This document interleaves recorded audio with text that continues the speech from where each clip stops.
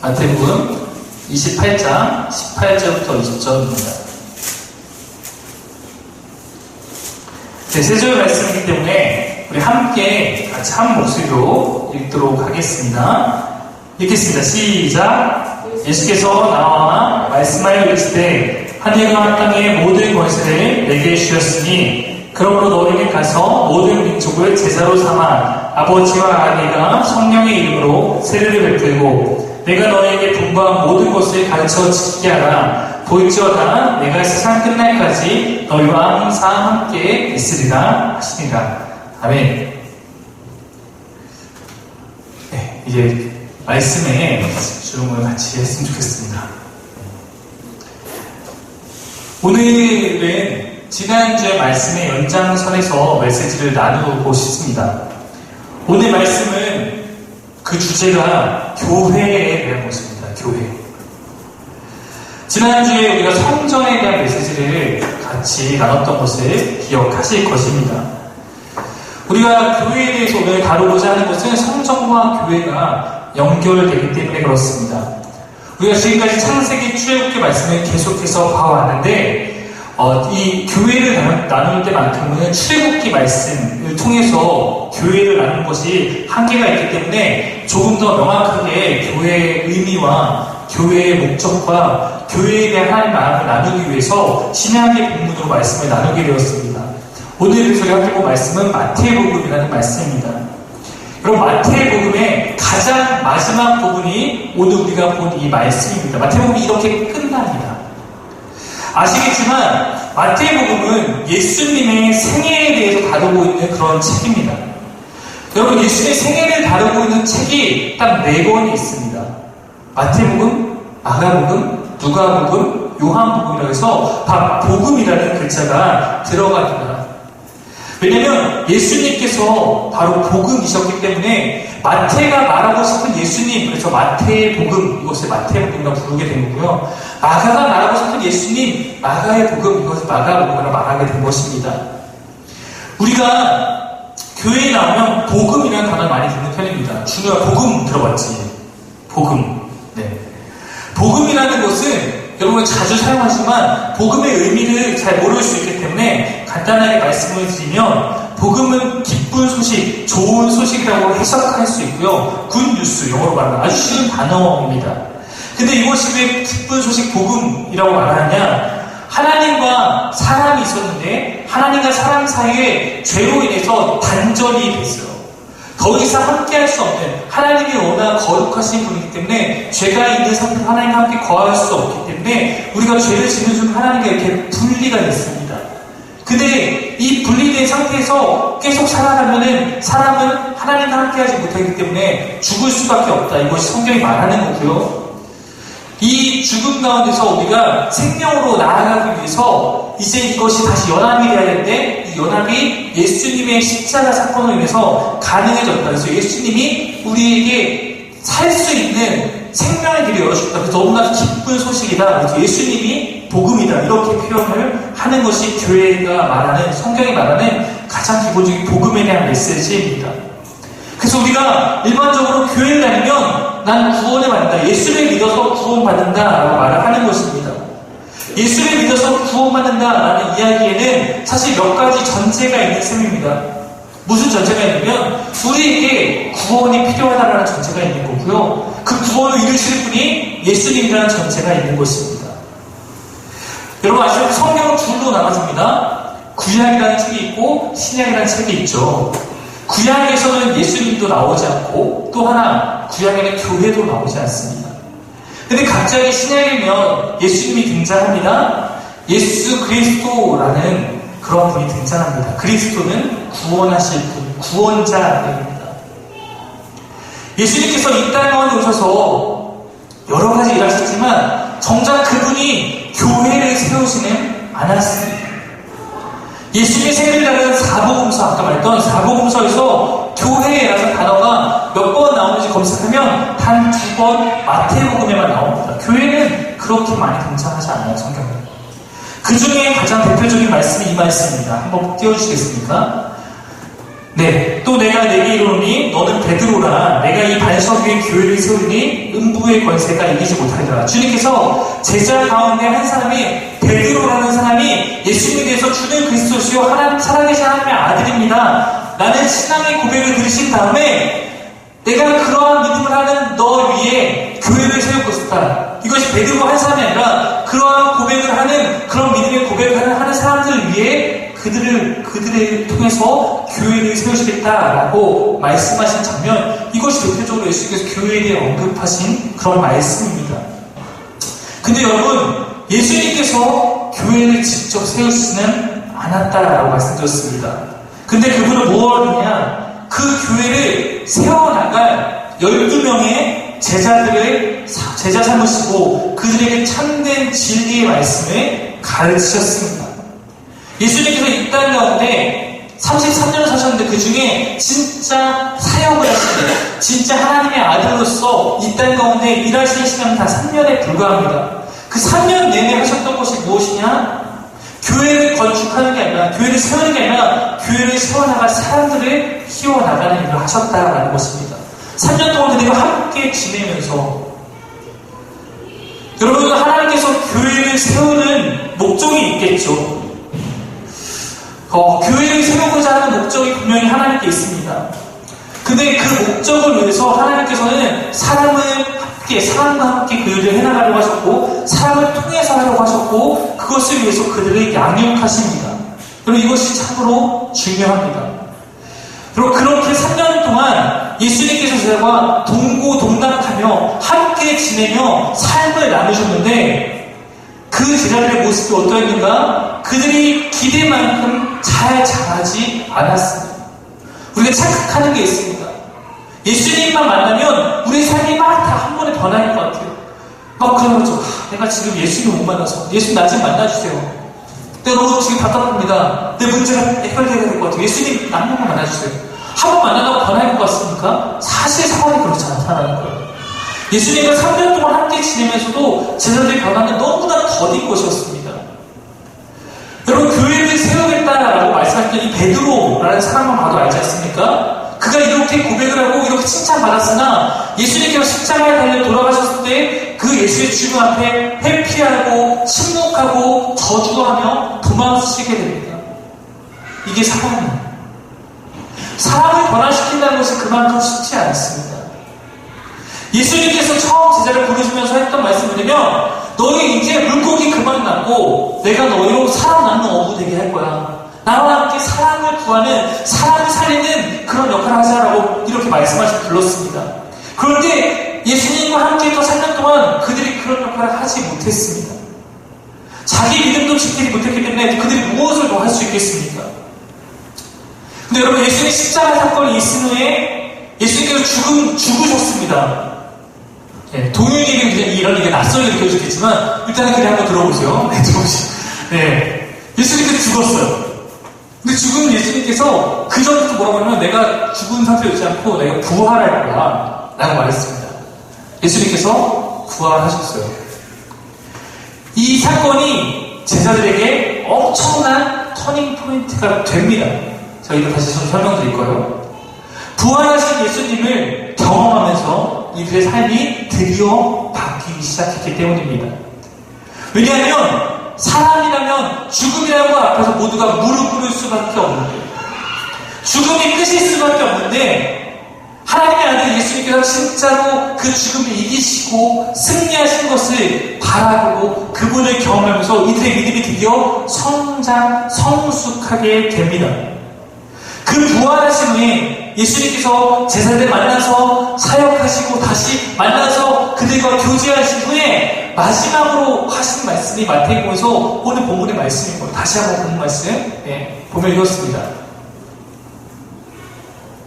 너희는 가서, 제자들이 말씀하신 거, 부활하신 을 만나서 너희는 가서 모든 민족을 제자로 삼아서 아버지와 아들과 성령의 이름으로 세례를 주고 내가 너희에게 분부한 모든 것을 가르쳐 지키게 하라. 뭐 말씀하시는 제자들에게, 얘들아, 이제 너희가 내 제자였던 것처럼 너희도 또 다시 제자를 삼고 그들에게 세례를 베풀고 그들에게 내가 너희 가르쳤던 것을 다시 가르치고 지키게 하라. 이제 그 제자들로부터 이렇게 교회가 시작되는 거, 이것이 교회의 어떻게 보면 네 가지 사명이라고 말할 수 있습니다. 이게 지난주에도 성전이랑 무슨 연관이 있나요? 이렇게 물을 수 있습니다. 전혀 연관이 없어 보일 수도 있습니다.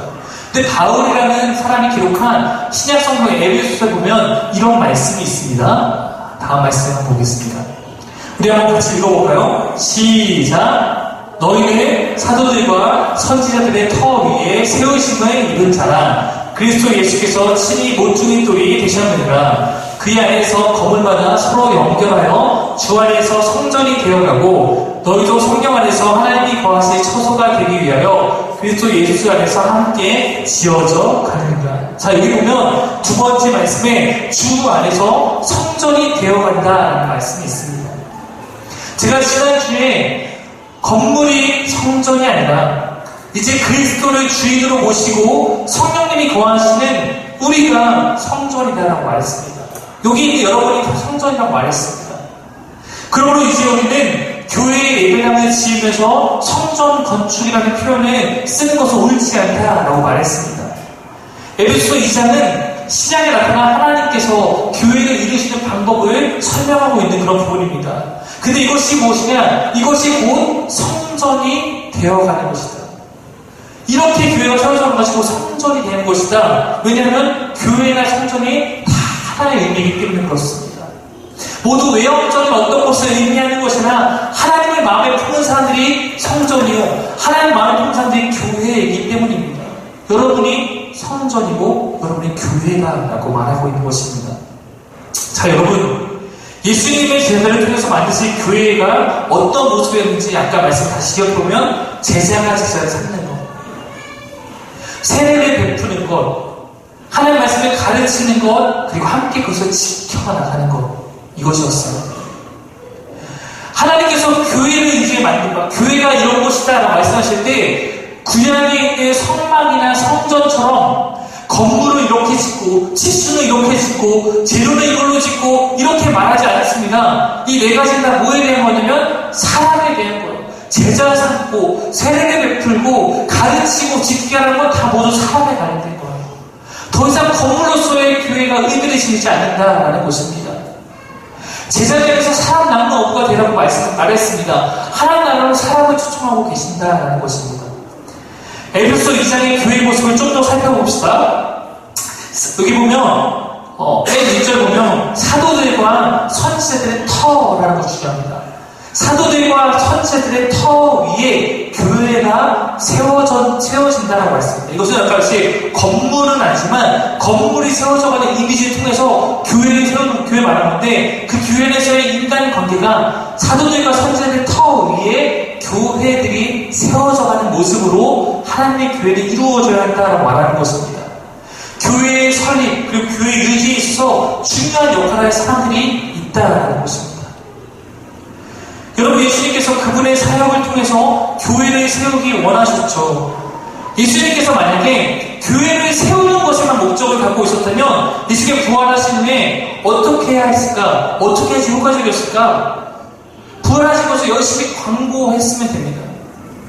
로마 사람들이 자기를 죽였어요. 그럼 자기를 죽인 사람 앞에 나타나서 내가 다시 살아났다 라고 해야지 효과가 더 있을 것이고, 유대인의 지도자나 바리새인 앞에서 이것 봐, 내가 진짜 하나님이야, 내가 살아났어 라고 해야지 폭발적으로 막 사람들이 깜짝 놀라서 교회로 몰려들 것입니다. 예수님의 죽음을 지켜본 그 수많은 사람 앞에 예수님이 부활하신 몸을 입고 나타나셨다면 진짜로 사람들은 구름대어같이 몰려들었을지 모릅니다. 근데 예수님께서 부활하신 후에 40일이라는 시간 동안 그 정해진 짧은 시간 동안 하셨던 것은 무엇이냐? 그놈들이 만나러 다녔어요. 그놈들이 누구예요? 제자들. 3년 동안에도 지질이 변화되지 않던 그놈들 만나러 다녔다는 거예요. 3년 동안에도 변하지 않던 그들을 다시 만나기 위해서. 왜냐면 그들이 다 무너져 있기 때문에, 그들이 다 떨어져 있기 때문에 회복시키고 3년간 공되었던 그 철부지 제자들 40일이라는 부활의 시간 동안 그들의 만약을 회복시키시고 그들에게 다시 한번 가르치시고 다시 한번 분부하십니다.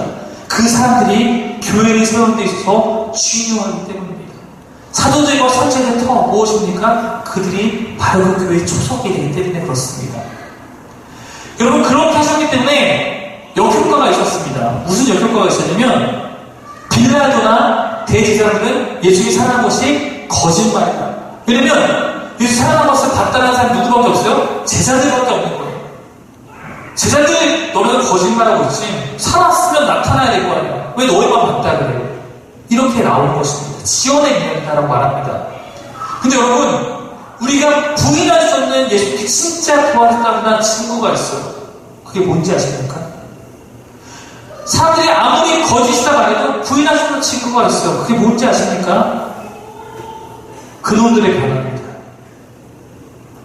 그 제자들의 변화예요. 성경을 진짜 면밀하게 살펴보세요, 여러분. 그들이 완전히 변합니다. 그들에게 그게 없었던 야성이 생겨나요. 죽을까봐 도망갔던 베드로가 그 부활하신 예수를 만난 이후에는 많은 사람들 가운데 진짜 전도하고 설교하는 삶을 하다가 십자가에 거꾸로 못 박혀 죽겠다라는 순교자가 됩니다. 부활하신 예수를 만난 예수님의 제자 가운데 요한을 빼고 모든 사람이 순교합니다. 요한은 순교하고 싶어도 순교를 못해서 하나님께서 다른 사람을 주셔서 가장 오래 살아남던 사람이었어요. 그 죽음 앞에 다 걱정해서 도망갔던 사람들이 변화됩니다. 왜요? 설명할 수 없어요. 갑자기 사람이 변했어요. 근데 그걸 설명할 수 있는 성경의 증거는 그들이 부활하신 예수님을 만났다라는 것입니다. 밖에 있는 사람들은, 제자들 공체 밖에 있는 사람들은 알 수 없죠. 근데 그들은 변화되고 바뀝니다. 밖에서 아무리 거짓말을 외쳐도 진짜를 만난 사람들 변합니다. 여러분, 이 시대의 교회도 똑같아요. 교회 밖에 있는 사람은요, 교회? 왜 다녀? 교회 가면 뭐해? 하나님 진짜 있긴 있어? 모릅니다. 알 수 없어요. 근데 교회 온다고 해서 그러나 이곳에 있다, 교회에서 경험하다 보면 우리가 알게 됩니다. 조금씩 변화되는 사람들이 보여요. 예수님은 그들을 통해서 진정한 교회, 기적적인 쇼를 보고 놀라서 회심해서 구름대같이 모여드는 그런 교회가 아니라 제자가 제자를 삼고 예수님이 하셨던 것처럼 같이 살고 양육하며 기다려주고 사랑해주고 가르치고 함께 지키며 살도록 그렇게 하셨다는 것입니다. 그것이 예수님이 원하신 교회였다는 거예요. 넘어질 수도 있습니다. 왜냐하면 제자들도 그랬는 거예요. 그들은 알 거예요. 넘어져서 다시 일으키고 괜찮아. 나도 그랬어. 나도 옛날에 예수님 부인하고 도망쳤다. 나 예수님도 이렇게 살아가는데 이렇게 못 살았어. 괜찮아. 제자가 제자를 세워가는 교회. 그들을 변화시킨 후에 예수님은 부활하신 승천 하늘로 가셨습니다. 여러분, 주님이 왜 이 시대에 교회를 만드셨을까요? 이 시대에는 동일하게 이것이 하나님 나라를 세워가는 방법이기 때문입니다. 교회를 통해서 하나님 나라가 세워져 갑니다. 여러분, 아시는 분은 알겠지만 제가 이곳에서 사기의 교회를 개척한 이유는 이 땅에서 함께 하나님 나라를 세워가고 싶은 마음이 있었기 때문입니다. 저는 너무나 부족한 사람이지만 그래도 이 땅 가운데 제가 쓰임받을 만한 필요들이 보였고 저와 같이 겁없이 시작할 수 있는 젊은 목회자가 이 땅에 필요하다라고 생각했기 때문입니다. 교회를 경험했으나 교회를 거부하고 있고 교회에 대한 소망을 잃어가는 안타까운 영혼들에게 그래도 여전히 교회가 하나님의 소망이다라는 사실을 알게 해주고 싶습니다. 지금도 그렇습니다. 교회가 하나님의 소망입니다. 세상에 많은 교회가 지탄을 받고 손가락을 받습니다. 맞습니다. 그것도. 그러나 그럼에도 불구하고 교회를 통해서 하나님 나라를 세워져가고 교회가 하나님의 소망입니다. 교회가 하나님 나라를 세워가는 통로이고 방법이다라고 저는 믿습니다. 그러면 우리가 이 시대의 교회를 어떻게 세워가야 할까요? 이 땅 가운데, 이 시대 가운데 동일합니다. 우리가 오늘 말씀하던 모든 것을 그대로 적용하면 됩니다. 사도들과 선지자들 터가 필요합니다. 무슨 얘기입니까? 먼저 주의 사랑을 경험한 그런 제자들이 필요합니다. 선배들이 필요합니다. 사도들과 선지자들 터 위에 교회가 세워져 갑니다. 터가 굳건해야지 그 위에 교회들이 세워갈 수 있는 것처럼 어떤 교회든지 시간에 그 교회 가운데 중심이 돼서 그곳을 섬겨주시는 사람들이 있으면 그 가운데 새로운 교회들이 세워져 가는 것입니다. 교회는 여러분 항상 내리사랑이에요. 이곳 가운데, 이 교회 가운데 가장 대접받아야 할 사람은 목회자가 아니고 가장 나이 든 사람이 아니라 처음 교회에 온 그런 사람들이 이곳 가운데 가장 대접받아야 될 사람입니다. 그러니까 동윤이와 주는 대접받아도 돼요. 대접해줄 거예요. 현우도 대접받아도 돼요. 세 번째로 높은 사람이에요. 네. 꼭 나이 순이 아니라 아직 하나님을 만나지 못한 사람들, 아직 하나님에 대해서 어려워하는 사람들, 그들이 교회의 가장 중요한 사람들이에요. 그들을 대접하기 위해서 수고하고 하지 않은 사람들, 그런 사람들이 이곳 가운데 함께 있다면 그런 분들이 바로 사도들과 선지자들의 터가 되는 사람들입니다. 그들이 누굽니까? 먼저 주의 사랑을 경험한 사람들이에요. 목사가 먼저 그래야죠. 집사님, 우리가 또 없지만 장로님과 권사님들이 먼저 그래야 합니다. 그들이 든든하게 우리가 먼저 한 사람 받았으니까 섬겨주는 거예요. 그때 교회가 세워져 가는 겁니다. 저기 우리 소그룹실에 가보면 액자가 하나 어제 도착했습니다. 이렇게 써있어요. We know because he first loved us. 네, 우리가 봤던 무슨 뜻이냐? 우리가 사랑합니다. 왜냐하면 그가 먼저 우리를 사랑했기 때문에 잊으면 안 됩니다. 교회에 있는 속해 있는 이상 우리는 사랑해야 합니다. 그건 주님 명령이에요. 아직 주님을 모르는 사람을 위해서 먼저 섬기는 사람이 되어야 합니다. 처음 교회 사람들을 위해서 섬겨줄 수 있는 사람이 되어야 합니다. 누가 그런 역할을 하는 것인가? 주님께 먼저 사랑받음을 알고 있는 사람들, 믿고 있는 사람들, 기억하는 사람들이 그 역할을 하는 거예요. 그래서 내리 사랑으로 흘러가는 겁니다. 이 내사는 끝나지 않습니다. 그들이 그렇게 하는 건 주님께 사랑받았기 때문이고, 그들이 누군가를 향해 그렇게 사랑을 섬길 때 그들 또한 그 사랑을 알게 되면 다시 누군가를 향해서 그 사랑을 흘려보내게 되는 것입니다. 여러분, 사실 우리가 다 경험했지만 교회에 처음부터 하나님 믿으려고 오는 사람들 드뭅니다. 예수의 제자들도 각각 이런저런 꿈을 꾸며 다른 꿈을 꾸며 동상이몽으로 모여들었어요. 어떤 사람들은 예수님이 진짜 좋아서 그렇고요. 예수님 때문에 한 자리 찾아가고 왔고요. 예수님 때문에 자기 어떤 꿈을 이루려고 왔고요. 그렇게 몰려들었어요. 이 시대도 그렇습니다. 저희 아버지가 목사입니다. 아시겠지만 저희 아버지가 교회에 처음 간 이유는 자기가 좋아하는 동네 누나가 교회에 있었기 때문이에요. 그래서 그 누나 보고 싶어서 교회 갔다가 목사가 됐어요.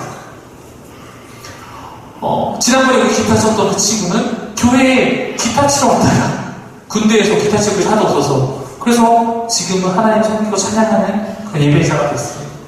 친구 따라 올 수도 있고요. 심심해서 올 수도 있고요. 애인 따라서 올 수도 있고요. 취미로 교회 올 수도 있습니다. 상관없어요. 어떻게 오는지 상관없습니다. 그런데 중요한 것은 어떻게 오든지 간에 중요한 것은 이곳 가운데 함께 만나는 우리 그리스도의 공동체, 이 교회를 통해서 어떤 변화가 일어나는가 이것입니다. 여러분, 처음 교회에 나오는 사람들은 절대로 하나님 예수님을 쉽게 만날 수 없습니다. 눈에 보이지 않는 거예요. 동현아, 그치? 눈에 보이지 않는 하나님 어떻게 만나? 네. 근데 여러분 대신 뭘 만납니까? 예수님을 믿는 사람들을 만나는 거예요. 교회에 오면 하나님 만나는 거 솔직히 어려워요. 근데 누굴 만납니까? 그 하나님을 믿고 있는 사람들을 만나고 그 하나님 통해 변화되고 있는 사람들을 보게 되는 거예요. 목사, 사모, 신앙의 선배들, 친구들, 이런 사람들을 이곳 가운데 만나요. 예수님께서 사람을 3년간 만나며 예수님 만난 그들 가운데 작은 씨앗을 뿌려줍니다. 이게 언제 참된 믿음으로 자라게 될지는 몰라요. 그러나 교회는 반드시 사람을 통해서 사람에게 이런 씨앗과 기대와 하나님의 특별한 무언가를 전달해주는 공간이 되어야 합니다. 사랑하는 살인의 교회 가족 여러분, 오늘 말씀을 마치며 여러분과 이렇게 나누고 싶습니다. 저는 개인적으로요, 솔직하게 만약에 이 시대에 교회가 다 하나도 없다면, 저에게도 삶의 교회가 없고 다른 교회도 없고, 교회가 없다면 나 혼자 과연 얼마나 신앙을 지키며 살 수 있을까 생각해봅니다. 부끄럽지만 저는 솔직히 지금처럼 못할 수도 있겠다는 생각 많이 해요. 이곳에서 만나는 누군가를 위해서 혹은 누군가 때문에 제가 주님을 위해서 한 걸음 더 나갈 수 있지 않나 생각합니다. 교회가 있기 때문에 제가 제 신앙을 하나님께 이렇게 올려드릴 수 있다고 솔직하게 저는 생각합니다. 교회가 없다면 교회는 그런 의미에서 우리 모두에게 중요한 끈입니다. 서로가 힘들 때 서로가 잡아줄 수 있는 끈이 되고 하나님 향해서 방황할 때 격려해 줄 수 있는 끈이 되고 하나님 만나게 되는 울타리가 되어줍니다. 우리 붙잡은 소중한 끈이 교회입니다. 우리 교회도 여러분 사도와 선지자의 터와 같은 역할을 해줄 사람이 필요합니다. 저부터 그렇게 할 거지만 함께 그 역할을 감당해 줄 사람들이 필요합니다. 거창한 것이 아니라 그래도 내가 주님께 작은 것이라도 은혜를 받았다는 사람이 그 작은 것을 흘려보내는 그런 사람들이 필요합니다. 이제 막 처음 교회 발걸음을 들인 사람들 혹은 교회에는 오래 다녔지만 아직 주님을 믿지 않는 사람이 이곳 가운데 있을 수 있습니다. 내가 주님을 경험하지 못하고 있다면 주님을 경험해서 변화되는 사람들을 지켜봤으면 좋겠어요. 그것이 하나님이 계시다는 증거가 될 것입니다. 우리 사귐의 교회를 세워가면서 주님께서 우리 가운데 갖고 계신 꿈이 있다고 생각합니다. 이곳에서 제자가 제자 삼는 아름다운 일이 사랑을 받고 사랑하는 내리사랑의 따스함이 하나님과 이웃을 사랑하는 참된 진리의 삶이 매일매일 실현되는 진정한 주님의 교회가 되기를 간절히 바랍니다. 기도하겠습니다.